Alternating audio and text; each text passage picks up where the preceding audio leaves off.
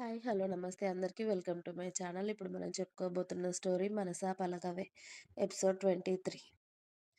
ఆమె మనసులో ఏముందో ఆమె చెప్పక ముందే తెలుసుకొని అన్నీ నెరవేరుస్తూ ఉంటే సిద్ధు మీద ప్రేమ రోజు రోజుకి పెరిగిపోతుంది సాహిత్యకి. అయిపోయింది కదా, ఇక వెళ్దామా, ఇంకేమైనా కావాలా అని అడిగాడు సిద్ధు.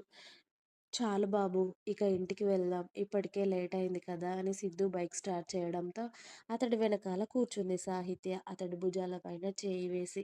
అలా వారి ప్రయాణం సైలెంట్గా సాగుతూ ఉంటే ఆ చల్లగాలికి ఆమె వెంట్రుకలు ఆమె మొహం మీద పడి అల్లరి చేస్తూ ఉంటే ఆమె చేతికున్న రబ్బర్ బ్యాండ్ తీసుకొని ఆ జుట్టునంతా ముడివేసుకొని కూర్చొని సాహిత్య పాప ఏదో దీర్ఘంగా ఆలోచిస్తూ ఇదిగో సిద్ధు బాబు అని పిలిచింది.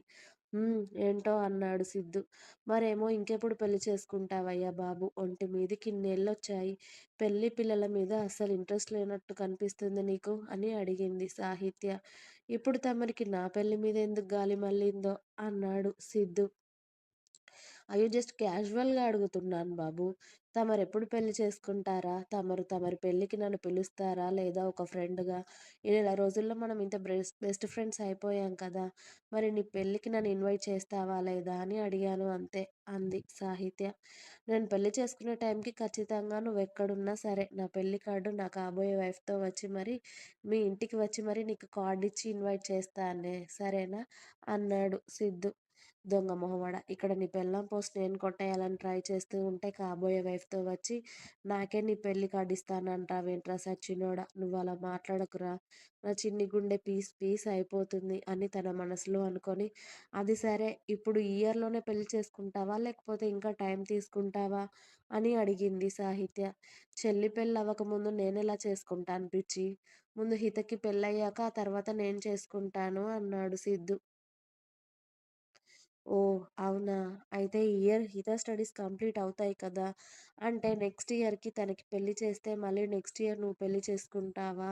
అని ఏవో పిచ్చి లెక్కలు వేసుకుంది సాహిత్య. నువ్వు ఎలా అనుకున్నా నా పెళ్లి మాత్రం ఇప్పుడు తొందరలో లేదులే పాప.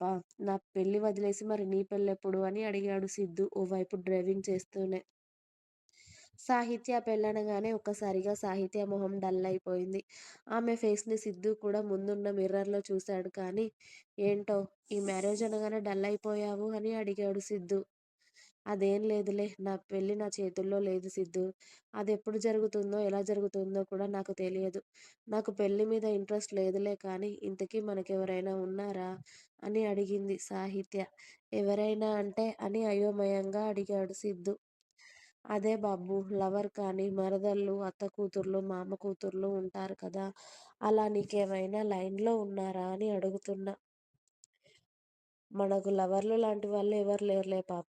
ఇంకా మరదలు, అత్త కూతుర్లు, మామ కూతుర్లు కూడా లేరు అని చెప్పాడు సిద్ధు. సిద్ధు అలా చెప్పగానే సాహిత్య పాప మొహం మిలమిలా మెరిసిపోయింది. అంటే నాకు లైన్ క్లియర్‌గా ఉందన్నమాట అయితే. ఆ పోస్ట్ నేనే కొట్టేసేయాలి వీడింకెవరిని ప్రేమించక ముందే. కానీ వాడికి నా ప్రేమ చెప్పాలి అంటేనే నాకు భయంగా ఉంది కదా! అనుకోని ఇప్పటి వరకు నువ్వెవరిని ప్రేమించలేదా సిద్ధు అని అడిగింది సాహిత్య. నీకెందుకు ఈరోజు ఆ విషయాలపై గాలి మళ్ళింది అని అడిగాడు సిద్ధు. అయ్యో, ఖాళీగానే ఉన్నాం కదా! జస్ట్ మాట్లాడుతున్నాను అంతే కదా!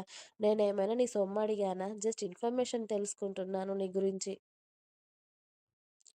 నీకేమైనా లవ్ స్టోరీస్ ఉన్నాయా? నువ్వెవరినైనా లవ్ చేశావా? పోనీ నిన్నెవరైనా లవ్ చేశారా? అని అడుగుతున్నా. అది తెలుసుకోవడం కూడా తప్పేనా బాబు అని అంది సాహిత్య. ఇప్పటివరకు నాకు నచ్చిన అమ్మాయి ఎవరు నాకు కనిపించలేదు. నేనెవరిని లవ్ చేయలేదు. నన్ను లవ్ చేయడం అంటే కాలేజీ నుండి వచ్చాయి ఓ 4, 5 ప్రపోజల్స్ కానీ వాటిని తిరస్కరించాను. నాకెవరూ నచ్చలేదు అని చెప్పాను కదా! అని అన్నాడు సిద్ధు. అబ్బో! ఎవరు నచ్చలేదా? నీకు నచ్చాలి అంటే ఆ అమ్మాయి ఎలా ఉండాలి బాబు? అని చాలా ఎక్సైట్‌గా అడిగింది సాహిత్య. ఆ అమ్మాయి అయ్యుంటే చాలులే బాబు. దానికి మళ్ళీ లక్షణాలవన్నీ అవసరమా? అన్నాడు సిద్ధు నవ్వుతూ. అబ్బా, చెప్పు బాబు అని గారంగా అడిగింది సాహిత్య సిద్ధుని పట్టుకొని అటూ ఇటూ ఊపుతూ. అరె, నాకు ఎవరూ లేరే తల్లి. అలాగే మంచి లక్షణమైన అమ్మాయి అయితే చాలు, ఓకేనా? నీ డౌట్స్ తీరినట్టేనా? అన్నాడు. అయ్యాయిలే అని వాళ్ళ ఇల్లు రాగానే సిద్ధు బైక్ దిగి, ఓయ్! అయితే ఇప్పుడు నువ్వు సింగిల్ అన్నమాట అంతేనా? అంది సాహిత్య. ఎందుకే అన్ని సార్లు అడుగుతున్నావు? అన్నాడు సిద్ధు.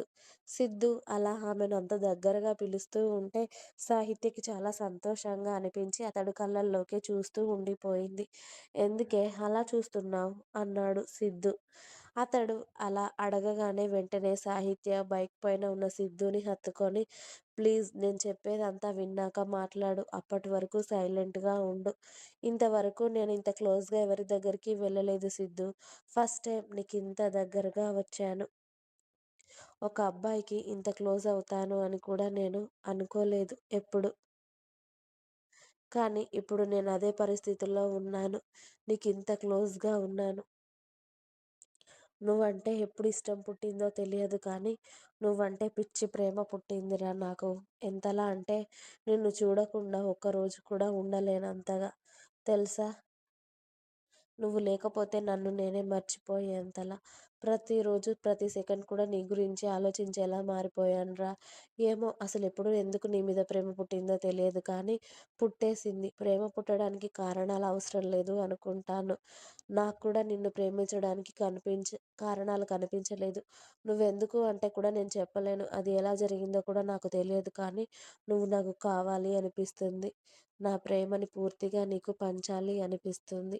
నీ ప్రేమను నేను జీవితాంతం పొందాలి అనిపిస్తుందిరా. ఇది నువ్వు ఒప్పుకున్నా, ఒప్పుకోకపోయినా నిజం. నువ్వంటే నాకు చాలా ఇష్టం Siddhu. I love you Siddhu. నేను నిన్ను ప్రేమిస్తున్నానురా. ఎంతలా అంటే నా ప్రాణం కన్నా ఎక్కువగా నిన్ను ప్రేమిస్తున్నాను Siddhu. I love you. I love you so much Siddhu. ఇంకా ఉంది.